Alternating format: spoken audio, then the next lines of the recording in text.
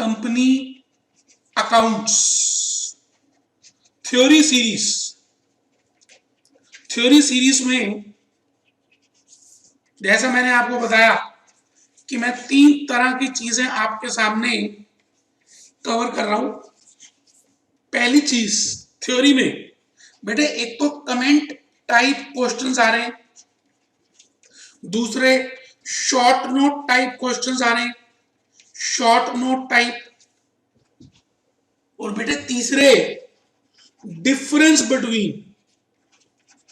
तीनों तरह के क्वेश्चंस आजकल पूछे जा रहे हैं। तो मैं 35 नंबर के लिए आपके सामने 50 लेक्चर्स की कसम खाई है कि मैं करूंगा। तो आज मैं एक स्टेप आगे चल रहा हूं, 50% हो चुके हैं, 26 लेक्चर की तरफ हूं। तो आप सभी अपना थ्योरी का रजिस्टर खोल लें और क्वेश्चन नंबर 26 आप रजिस्टर में लिखेंगे, वही रजिस्टर जो 35 मार्क्स आपको देगा। बेटे क्वेश्चन 26 पहले तो मैं हार्ड कॉपी से देख के लिख रहा हूं, फिर आपको सॉफ्ट भी दिखाऊंगा, आप जरूर लिखें। बार बार आ रहा है, what do you mean by, what do you mean by, what do you mean by profit और loss prior to incorporation. What do you mean by profit or loss prior to incorporation? आप पहले तो मतलब बताएंगे। दूसरा पूछा है, how is profit or loss prior to incorporation is treated in books of accounts. Books of accounts में इसकी हम ट्रीटमेंट क्या करेंगे। और बेटे ये दिसंबर 2014 में आया था। तो आइए जी हम सभी देखिए 26 क्वेश्चन में आ चुके हैं, अभी तक दिसंबर 2014 खत्म नहीं हुआ। इसका मतलब हर पेपर में 8 से 9 पार्ट्स इसी के आते हैं। तो आप सॉफ्ट कॉपी एक बार देख लें, मैं आपको सॉफ्ट कॉपी दिखा देता हूं। 26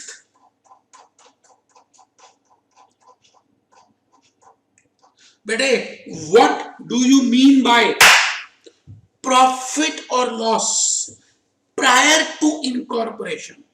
How is the profit or loss prior to incorporation is treated in books of accounts? दिसंबर 2014। तो आइए जी प्लीज ये सॉफ्ट कॉपी भी दिखा दी। मैं चाहता हूं कि आप मेरी वाली बुक भी ओपन कर लें एक बार। बेटे बुक जो मैंने आपको दी थी कंपनी अकाउंट्स की, भले कवर मैंने चेंज कर दिया है, बुक है आपके पास। और बेटे बुक में पेज नंबर 195 निकाल ले बेटे, 195 पेज नंबर 195।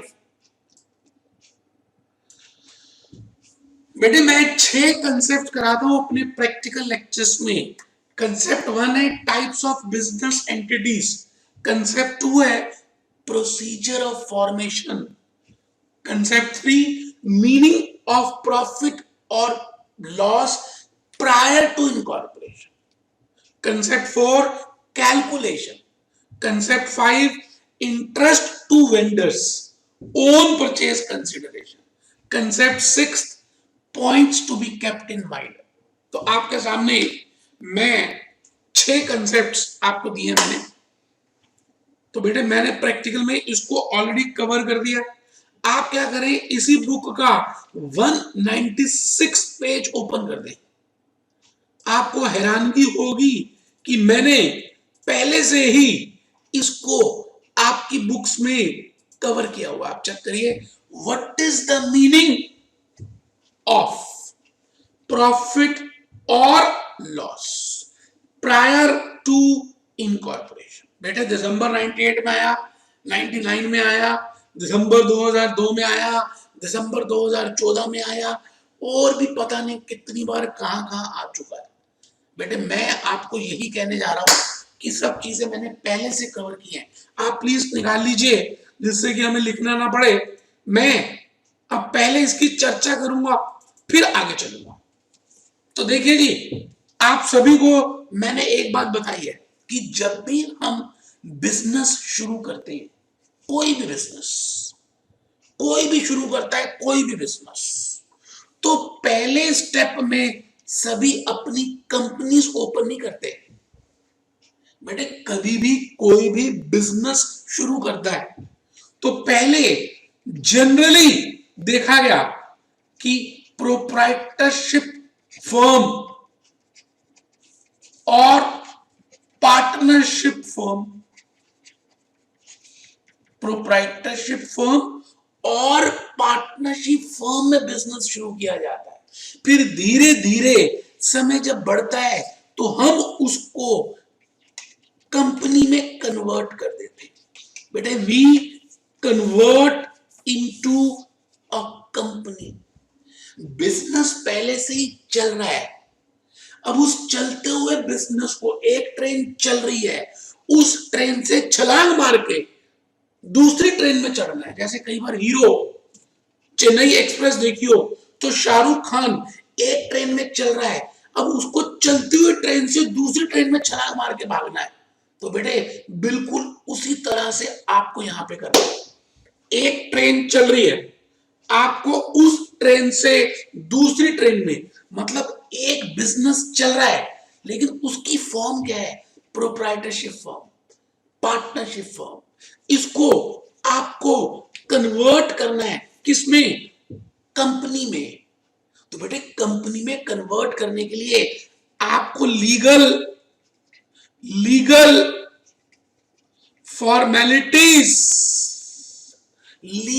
फॉर्मेलिटीज को फिलअप करना पड़ेगा।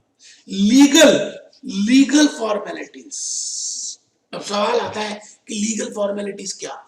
बेटे जो आपने कंपनी लॉ में पढ़ी है, क्या मतलब? आपको पहले नेम क्लॉज के लिए अप्लाई करना पड़ेगा, उसके बाद आरओसी की रजिस्ट्रेशन फीस जमा करानी पड़ेगी, फिर उसके बाद अगर नेम अप्रूव हो जाता है तो आपको मेमोरेंडम, आर्टिकल वगैरह वगैरह वगैरह सब कुछ जमा कराना पड़ेगा।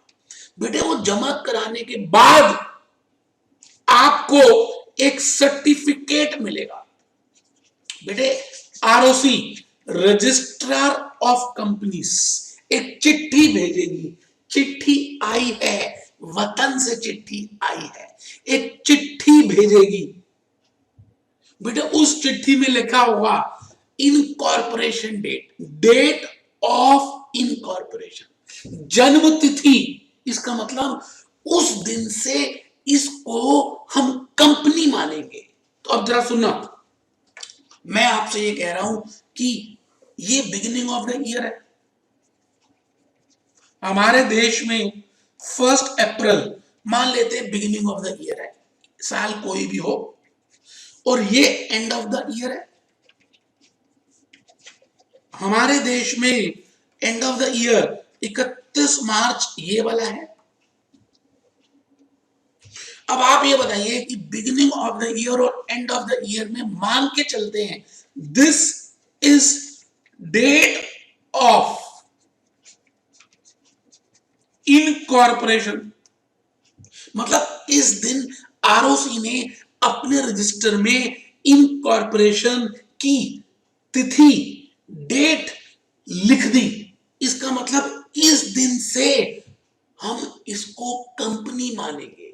It will be treated as a company. इसका मतलब इसके बाद जितने भी प्रॉफिट्स होंगे, मतलब झंडा फहराने के बाद, उनको बोलते हैं पोस्ट इनकॉर्पोरेशन प्रॉफिट्स, क्योंकि वो कंपनी के हैं। अगर आप हिंदी में देखें, और इससे पहले जो प्रॉफिट्स होंगे, किससे पहले? इनकॉर्पोरेशन डेट से पहले या उन प्रॉफिट्स का नाम है प्री इनकॉर्पोरेशन प्रॉफिट्स। तो बेटे दो तरह के प्रॉफिट्स हैं। एक कंपनी बनने से पहले जब वो पहली वाली गाड़ी चल रही थी, एक जब वो हीरो ने छलांग मारी और दूसरी वाली गाड़ी में आ गया, तो एक ये वाले प्रॉफिट्स, छलांग मारने से पहले वाले, छलांग मारने के बाद वाले, जंप करने से पहले वाले, जंप करने के बाद वाले।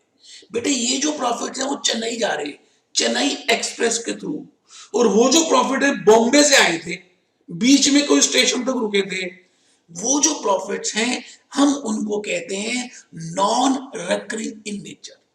These profits are non recurring in nature.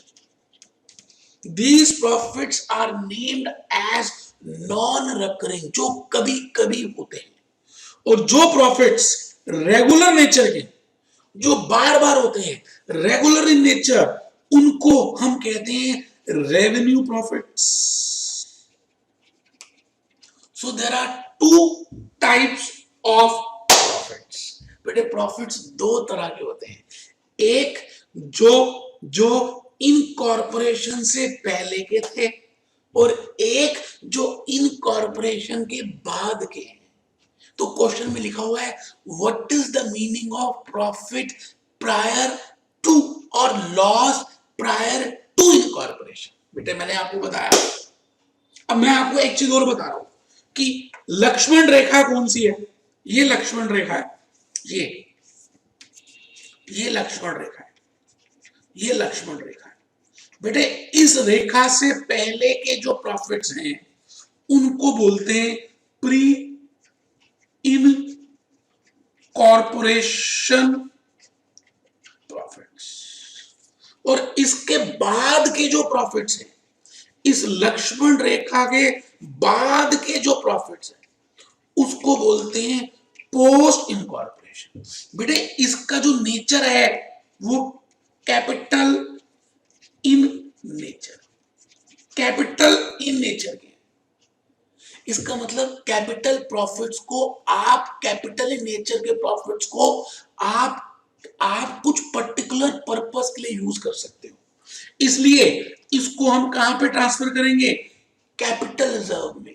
इस प्रॉफिट से डिविडेंड नहीं दे सकते, इस प्रॉफिट से बोनस शेयर्स दे सकते हैं, लेकिन बेटे कैपिटल रिजर्व के कुछ पर्टिकुलर पर्पस हैं, हम उन्हीं पर्पसेस में इनको यूज करेंगे। तो मैं आपसे कहता हूं आप बुक निकालिए जी, मैंने ये बातें लिखी हुई हैं, आपको अच्छी लगेंगी अगर आप बुक से देखेंगे। ये देखिए, what is the meaning of profit और loss prior to incorporation.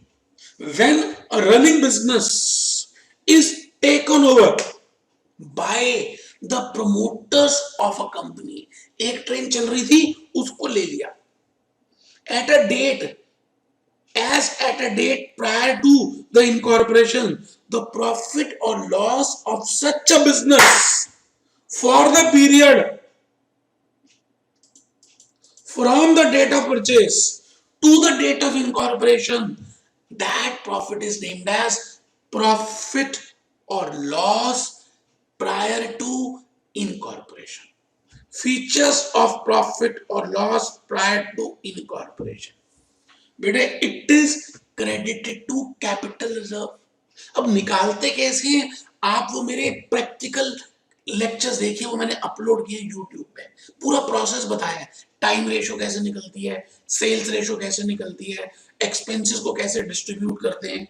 It is credited to capital reserve account and the balance of reserve is shown in the liability side of the balance sheet under the head reserves and surplus. It is credited to goodwill, वो देख लेंगे। तो loss, profit prior to incorporation is capital nature, should be credited to capital reserve. Loss को हम goodwill में दिखाते हैं, वो एक लाइन ऊपर से गलती से ऊपर आ गई, नीचे आनी थी। It is debited to, बेटे it is, ये थोड़ा सा मिस्टेक है, प्रिंटिंग में, कोई बात नहीं, मैंने आपको समझा दिया है। नीचे चेक करें आप, it is debited to goodwill, it is debited to capital reserve, ऊपर नीचे थोड़ी सी लाइंस हो गई। मुझे ये कहना है कि आपको ये थ्योरी मैंने ऑलरेडी बताई हुई है और इसको बहुत बढ़िया एक्सप्लेन किया मैंने अपने YouTube के प्रैक्टिकल लेक्चर्स में। तो मैं आज यहीं तक इसमें बता रहा हूं और मुझे नहीं लगता कुछ बताना है, आपको पता ही है। आप इसको ध्यान से पढ़ेंगे तो मुझे लगता है समझ आ जाएगा, बहुत ही इजी कंसेप्ट है और मैंने ऑलरेडी इसको मेंशन किया हुआ है। तो मैं यहीं पर अपना लेक्चर कंप्लीट कर रहा हूं।